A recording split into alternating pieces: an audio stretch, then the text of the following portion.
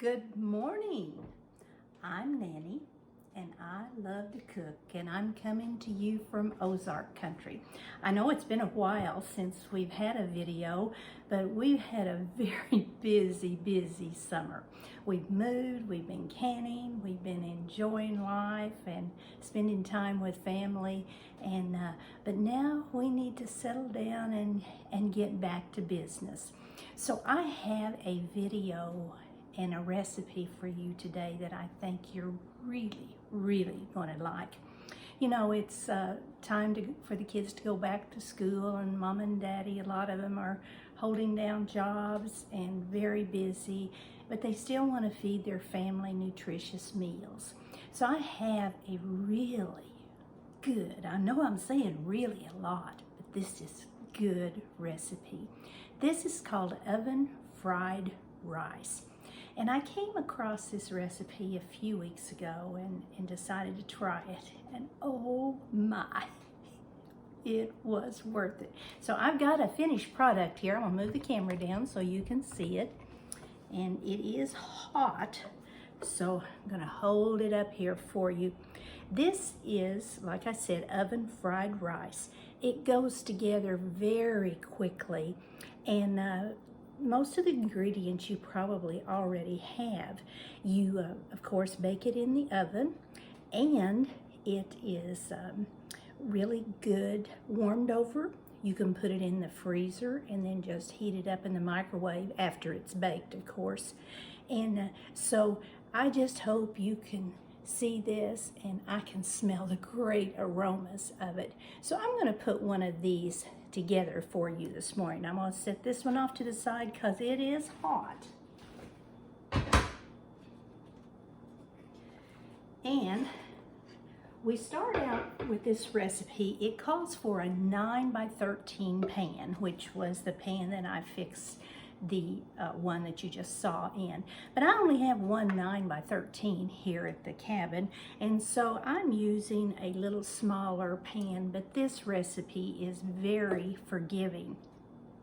Like I said, this comes together quick, and it is easy, and it is so good.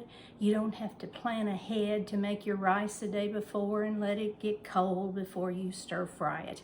And it's very versatile. You can add different things in it. I'm going to show you today just the basic things for the recipe, and then get this up here so you can see it a little better.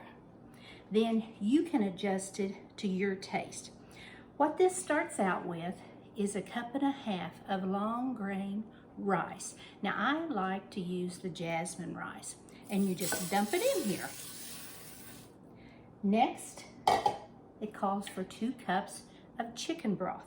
You could also use vegetable broth if you want to use that.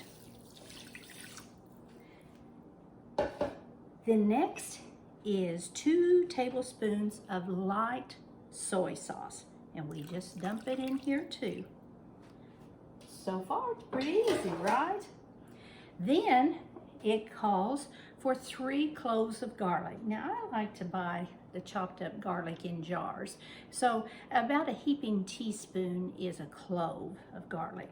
So I'm just gonna put that in. Then next, I have 1/2 teaspoon of salt and 1/4 teaspoon of white pepper. Now, if you don't have any white pepper, of course, you can use the black pepper. Then it calls for 1 cup of cubed carrots and 1 cup of peas. Now, I buy the frozen peas and carrots, and in here, it's just a hair over 2 cups, so that you could use one of these.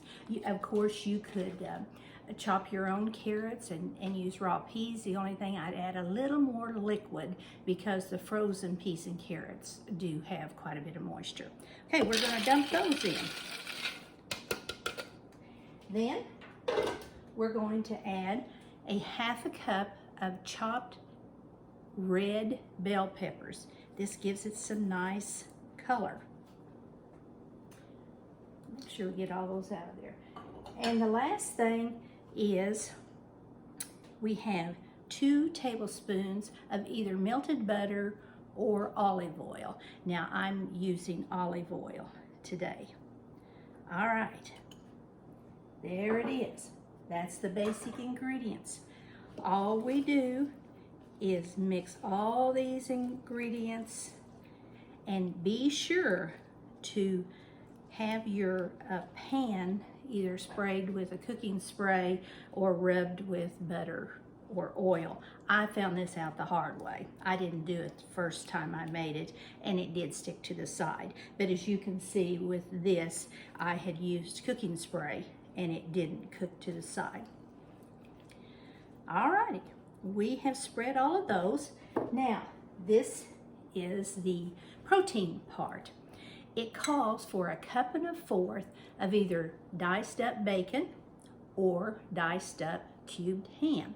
Now, in the grocery store now, in the meat department, you can buy bacon and ham both diced. So if time is of the essence, you don't want to take the time to cut these up, you can buy that at the store.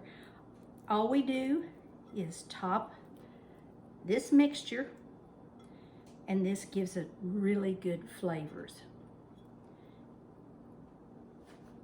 Okay.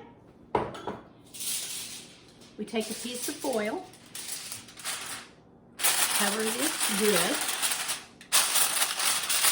put it in a 375-degree oven for 35 minutes. Then we remove the foil, put it back in the oven for 10 minutes, and then take it out of the oven and let it set for 10 minutes. So we've got 35, 10, and 10.